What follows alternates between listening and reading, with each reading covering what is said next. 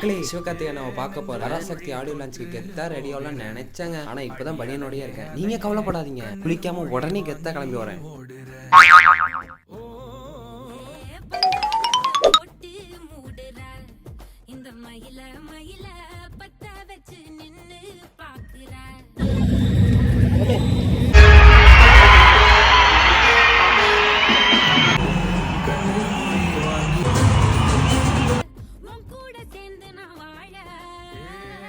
குழி தொட்டு போகிற அடி அலையே அலையே கண்ணு மொழி வாங்கி ஓடுற.